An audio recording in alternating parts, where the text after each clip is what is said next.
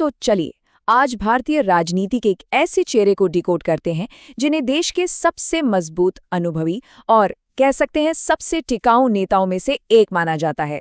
जी हाँ, हम बात कर रहे हैं मारवाड़ के जादूगर अशोक गहलोत की।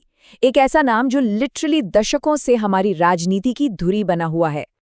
अब आप सोच रहे होंगे, आखिर एक ऐसा नेता जो स्वभाव से इतना शांत है, जो बेवजह के आक्रामक भाषणों से दूर रहता है और सच कहूं तो जिसे कैमरों की चमक दमक कुछ खास पसंद नहीं है, वो भारत की इस उथल पुथल और शोर शराबे वाली राजनीति में 40 साल तक कैसे टिका रह सकता है।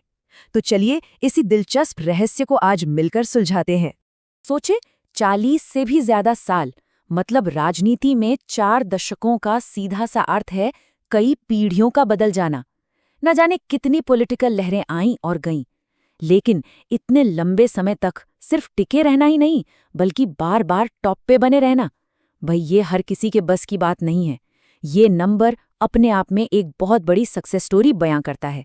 इस पूरे सफर को हम इन 5 हिस्सों में डिकोड करेंगे। पहला, द मैजिशियन ऑरिजिन्स, दूसरा, राइज टू द टॉप, तीसरा, आर्किटेक्ट ऑफ वेलफेयर पॉलिटिक्स, चौथा, द अल्टीमेट क्राइसिस मैनेजर और आखिर में लो प्रोफाइल हाई इम्पैक्ट। तो चलिए शुरू करते हैं हमारे पहले भाग से, द मैजिशियन ओरिजिन्स। इस कहानी की शुरुआत होती है ब्लू सिटी जोधपुर से, जहां 3 मई 1991 को एक साधारण से परिवार में उनका जन्म हुआ। अब यहाँ एक बहुत ही इंटरेस्टिंग फैक्ट है जो अक्सर लोगों को हैरान कर देता है।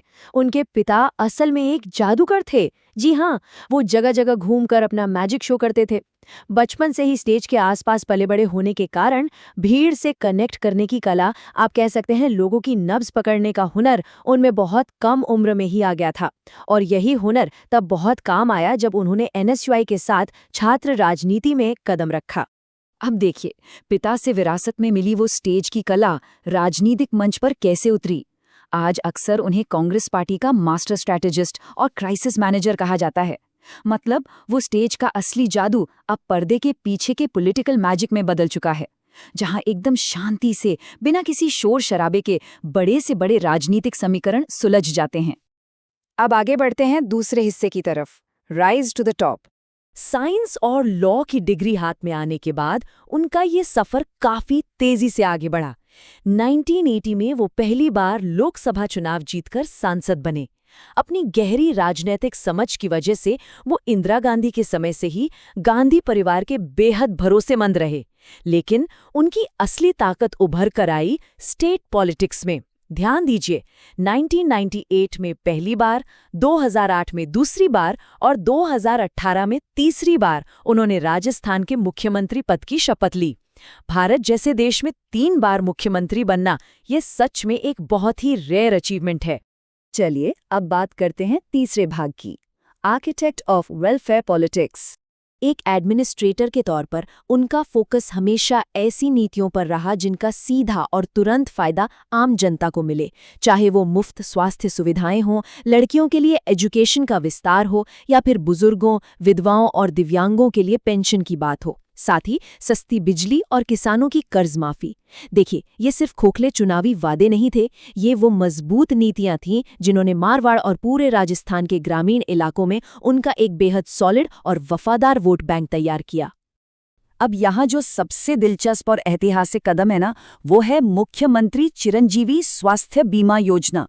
इस स्कीम के तहत राज्य के लोगों को जो मुफ्त इलाज की बड़ी सुविधा दी गई, उसने इसे पूरे भारत की सबसे बड़ी हेल्थ स्कीम्स में से एक बना दिया। सच कहूं तो इस एक मास्टर स्ट्रोक ने राजस्थान के वेलफेयर मॉडल को नेशनल लेवल पर चर्चा का विषय बना दिया था।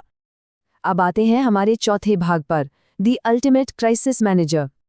अब हम सब जानते हैं कि इतनी बड़ी योजनाएं लागू करना या सरकार चलाना कोई आसान काम तो है नहीं, खासकर तब जब आपके सामने अंदरूनी चुनौतियां खड़ी हों। राजस्थान में सचिन पायलट गुट के साथ हुई उनकी राजनीतिक खींचतान ने मीडिया में खूब सुर्खियां बटोरी। लेकिन इस पूरे सिनेरियो में सबसे अहम बात ये रही कि इतने भारी इंटरनल प्रेशर के बावजूद उन्होंने अपनी सरकार को गिरने से बचा लिया। ये दिखाता है कि किसी भी तरह के पॉलिटिकल तूफान में अपनी नाव को स्टेबल कैसे रखा जाता है। उनके इस क्राइसिस मैनेजमेंट का फॉर्मूला एकदम क्लियर है। पहला, भड़काऊ या आक्रामक भाषणों से बिल्कुल दूर रहना। दूसरा, एकदम साइलेंटली अपनी मजबूत रणनीति तैयार करना। और तीसरा, अपनी सरकार की स्थिरता को सबसे ऊपर रखना। आपको बता दूं, उनका यही शांत और सुलझा हुआ अप्रोच कोविड-19 जैसी भयंकर महामारी के दौरान भी राज्य को सुरक्षित बाहर निकालने में सबसे ज्यादा कारगर साबित हुआ। और अब हमारे आखिरी भाग की ओर बढ़ते हैं, लो प्रोफाइल, हाई इम्पैक्ट। उनके पूरे पॉलिटिकल पर्सोना को आप इन दो पहलुओं से बड़ी आसानी से समझ सकते हैं।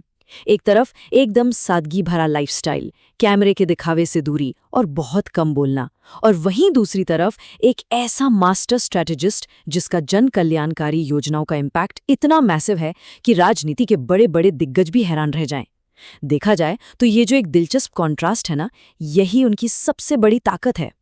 तो 4 दशक लंबे इस सफ़र को डीकोड करने के बाद हमारे सामने एक बहुत बड़ा सवाल खड़ा होता है। गहलोत का ये 40 साल का करियर भारत में वेलफेयर पॉलिटिक्स के फ्यूचर के बारे में हमें क्या बताता है? क्या आने वाले समय में भी जनता उसी लीडरशिप पर भरोसा करेगी जो चुपचाप बिना कोई शोर मचाए आम जनजीवन को बेहतर बना रही है? खैर, ये एक ऐसा सवाल है जो यकीनन आने वाले समय की राजनीतिक दिशा तय करेगा। इस एक्सप्लेनर में हमारे साथ जुड़ने के लिए आपका बहुत बहुत शुक्रिया।